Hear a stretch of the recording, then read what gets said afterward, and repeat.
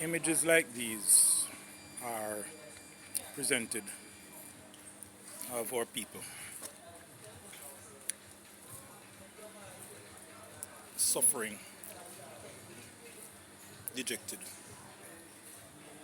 struggling. These are psychological tools, powerful psychological tools. The thing is, the highlighting of dire, negative conditions really don't serve us very well, does it? It's bad for our psyche. It's bad for self-esteem. If you depict the person of African origin as someone always struggling, someone living in the worst conditions, because typically that's what we see. There's someone who ensures that it's the worst of us that is portrayed. And our greatness is not being celebrated. And there are those among us who have the ability to change that. But do they? No, they don't. They highlight, accentuate the negatives. There are beautiful things happening. There's great potential in our people. That's the kind of thing we need to see. Take a good look at the advertisements. There's a certain type of people that are portrayed as the successful ones. You'll not see a certain set of people being highlighted in that light. Yes, Bob, them are going to start to see your face, eh? Yeah, you will not see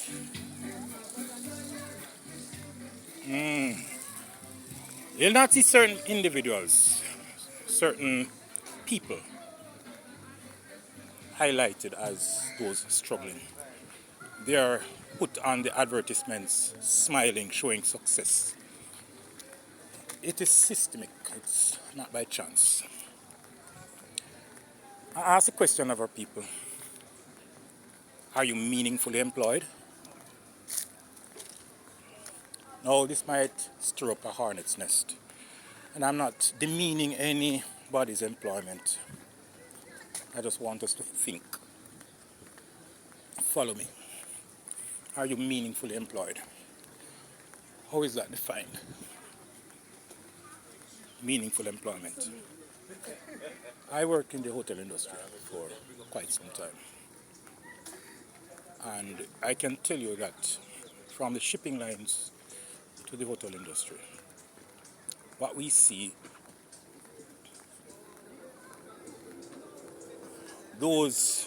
majority of those individuals enjoying our facilities, our amenities, are not the ones who look like us.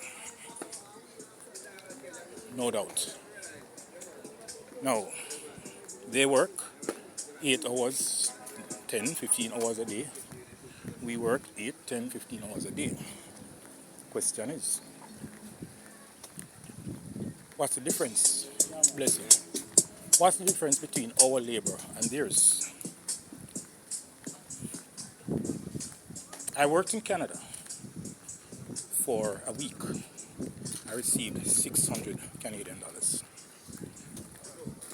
equivalent at the time of 60,000 Jamaican dollars. I came back to work for the same person, and in Canada I was working just stapling some little pieces of carpets to the side of a passageway. $60,000 in a week. I came back to Jamaica to work as a manager for his property, and he wanted to pay me 6,000 Jamaican dollars a week, going from the equivalent of 60,000 in Canada. I asked him, how do you consider that? Tell me how do you work that out? Help me understand. He said, that's Canada. This is a third world country. Sadly, this was somebody of Jamaican heritage, and that was saddening. The mode of thought was, in Canada, you're somebody. In Jamaica, you're nothing. Jamaica is a third world country. I sought to straighten him out. I said, no, on a serious note, this is upsetting, this is troubling. He said, well, you can get hard trainees to work for free. Really? He has a point. I trained as a hard trainee on the job. Of course, I got valuable skills. I worked for over 3 years, or close to 4, in the same capacity as a trainee. That was not supposed to have happened. It was a manager who came and noticed that I was being sidelined, even despite the fact I was always on the guest comment list as a top performer. But I could just not be employed for quite some time. So, contrary to the rules, the laws, the regulations, I was abused. And I left that place with nothing, basically. I was employed afterwards, but lost so many years of service. So yes, of course, he's right. You can get hard trainees for free. My question, are you meaningfully employed? So we have people who serve here in various capacities. At the end of your year, at the end of a number of years, can you vacation? Can you take your family on a vacation based on your income? I want you to do that calculation and see if, based on the economic climate coupled with your income, you are capable of living that life of dignity. A person who takes up his whip, machete, whatever it is, and goes out and works, the person who cleans the street, the person who does all the work that people consider demeaning, that many individuals would not do, works very, very hard. What is his intake? What's the return on his labor? How fair is it that that individual works for so long and is unable to live a life of dignity for himself and his family? How fair is that? So what determines that? That's the next question. What kind of a systemic, what thing is in place to determine all of that? And that's a question that must be answered. How fair is it that after a lifetime, so many individuals have nothing to show because it was what we typically call hand to mouth? Are you meaningfully employed? So recently I heard talk about the employment, the level of employment being whatever the highest. I want to ask a question. Is this the best for our people? Why aren't there investments for the nation that we have specific investments which are intended to elevate the quality of life of our people? Why? And why not? So I said a lot of feathers will be ruffled when I ask this particular question. And I'm not knocking anybody's career. I'm not demeaning anyone. My question, when you factor in security people as security officers as being meaningfully employed, undoubtedly security is a crucial aspect of our lives, feeling secure. But with the volume of security that we have, and yet the level of feeling of security has lessened, that people don't want to be here, people are chasing away from here, is it worthwhile? Undoubtedly, saying to you, I am not tearing down anybody's employment, I'm just asking questions here. So wherever you go, you see a lot of security officers standing around trying to maintain security. Now, if people were meaningfully employed, actively employed, you think there would be all the idling that you see around that calls for the need for that level of security? So it is systemic. People know exactly the outcome. And guess what? They implement security firms. And they benefit immensely from the levels of violence and all that we experience today. It is strategic. It's not by chance. Now, let's look at years ago when Jamaica's currency was on parallel or on par or even above the United States dollar in value. Many individuals don't know that. We had the coconut being exported. They had a thing called copra and the coconut oil, and Jamaica was blossoming. Well, subtly somebody craftily found a way to destroy our crop or coconut population and bring us the dwarf coconut, which is very low in oil content. Strategic. It was well planned, and so we are stuck with dwarf coconuts. I can tell you right across here, the across those areas were laden with coconut trees. And if you go Palm Beach Hotel in Port Maria, was one of the first hotels in Jamaica. Palm Beach Hotel, listen to the name of it, Palm Beach, yes, the coconut palm. And so the native coconut thrived. And what did they do? They eliminated it and lied to us. I remember when they were spraying the place with all this, with the yellow airplane. And that man would come down and spray, and we in the school would be filled with oil on our skins. So they were spraying bananas or lethal yellowing of coconuts and all of that. Really? There were no coconut trees where we were. There were no bananas in the schoolyard. So why was the schoolyard being sprayed? There were no coconut plantations. But guess what? Wherever those few coconut trees were, they died. Was that tactical? Was that strategic? You answer. And so it takes us to the point of our nation slumping, sinking to a level now. We're way beneath the levels of other countries, and we're ranked as a third world country.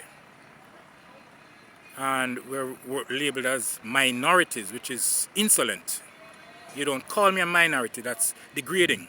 And that must cease. That name, that word must cease. And I call upon all people to stand with me in asking that, demanding that they stop using this visible minority thing against us. We are no minorities. We are not minorities. We are people with dignity and integrity and must be seen as such. We're not minorities. We'll be treated that way as long as we accept it. Stand, my people, and say no more. So, what are you securing? I ask of our people. What are you securing? When you borrow resources and borrow, I know you're now in debt. Whose resources are you now protecting? Whose are you securing? So when we have more security, tell me about it. Whose security are you now securing? Whose wealth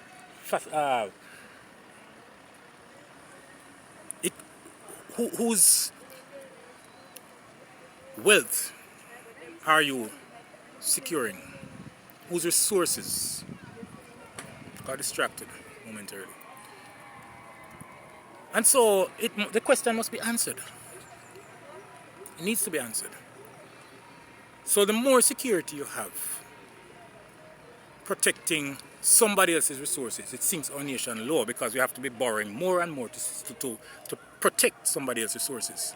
So that is bad economics. So the dumbest person on earth should be able to see that you cannot go borrowing money to pay to protect somebody else's resource. Makes no sense. It's nonsensical. It's idiotic. So don't tell me about growth and development when you are way down in debt, sinking in debt. Serious economics are required here. Sensible thinking is required. Pragmatic action required. Time you stop taking our people for fools. So you provide more security because you know that in the end, at this rate, the people are going to reach a point where just like you blow more air in a balloon, it explodes. Now the cylinders are made up with a release valve, a check valve. It has an avenue of expression, of release. And there are people who have an avenue of expression who are able to deal with the stresses. But there are people with none. That person who gets up doesn't know how to feed children for the rest of the day or for the week. That person is in a corner. That person is like that balloon where there's more and more air going in and no release valve. It's going to explode. There must be measures put in place to alleviate the burden on our people. And today I stand calling for some individuals to have a heart, to have feeling, to regard our people more.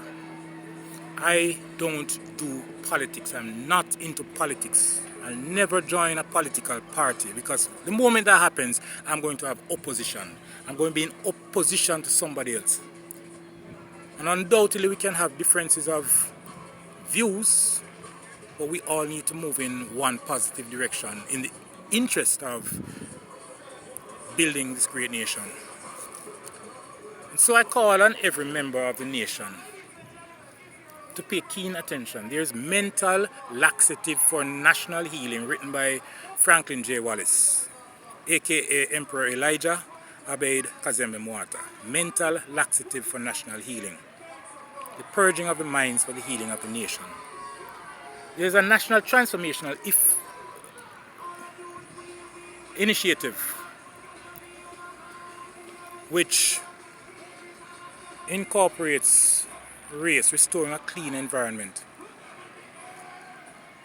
hazard identification exercises and initiatives, PLB promoting local businesses, supporting local businesses. There are numerous things in place. There are trees of the future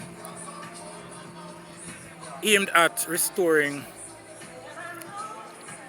the forest trees and orchard trees which are diminishing. There are wayside farming project initiatives which should immensely impact our fruit and vegetable production. So we scream about the need for healthy foods and drinks and all of that, while we are feeding toxic stuff to the children in the schools and within the communities. We have a means of addressing that. And we need to call the nation together. I'd love to speak to you, my people. This is no joke. I'll say to you at this moment, I have no master's degree. As a matter of fact, I don't have a master. I am a humble man. Humble beginnings. What I promise you is integrity. And your dignity is of utmost importance to me. It's paramount. Your well-being is paramount.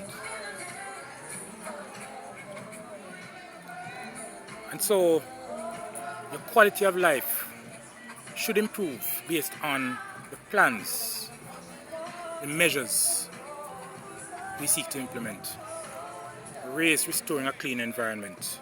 Healthy environments breed healthy minds. And the converse is true. National healing and environmental and cultural approach. Our culture is crucial to us. understanding that. The problem is environmental as well as it's cultural. I speak to you today, my people, from my heart.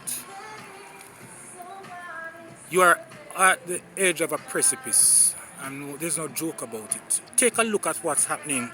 We could have an influx of individuals being released from prisons overseas and from communities. All different kinds of people who never even knew Jamaica could well be released on us. Are you prepared for it? We need to be prepared. Without food, surplus amounts of food available, you will definitely see an increase in crime. Hungry people are going to revolt. A resolution or a revolution? You choose. We have APOD, African People of the Diaspora, and APOD, APODD, African People of the Diaspora with Disabilities. We have initiatives aimed at improving their well-being, their safety, their quality of life. It calls for national effort. It calls for us working together for the rise and the improvement in the quality of life of all our people, none excluded. Today I speak to you from the phone. This is a medium I have. I'd love to stand before you and speak to you. And I can tell you that many will not be happy about what I'm saying today, because a lot will be highlighted. It will allow people to think. And there is a tendency where our people should not think. Just remain subservient and yield. Today I stood at a store and there was a certain ethnicity there as the managers. And there was a massive piece of equipment to be placed in the back of a van. It needed a lot of manpower. Unfortunately, our people were the ones to lift the load. All who were screaming about their backs. I went in and I said to the managers, the owners, I said, they need a helping hand outside. Can you lend a hand? Immediately, the security who looks like us jumped up and said, no, they can't manage. I said, excuse me? Herein lies the problem. The gatekeepers protecting their masters. It's a joke. It just happened today in Ocherius. Security said no. Well, I insisted. And the manager came out, or one of them came out and lent a hand. And they got it in the van. I would have helped my brothers, but when I saw the reluctance of that security officer to make his masters intervene or participate, he was protecting them. Do you understand why we are in the state we're in today? It's a wake-up call. This is not racial. There's no prejudice here. We believe in equality, mutual respect. TRFA in our anthem says teach us true respect for all. TRFA, true respect for all. And it begins with true respect for self. And it's evident that many among us have no self-respect, low self-esteem, and so they project that onto the rest of the population. And so they'll preserve the dignity of others and will not value our people. Here comes the time for change. It must be done. Now, I can understand if someone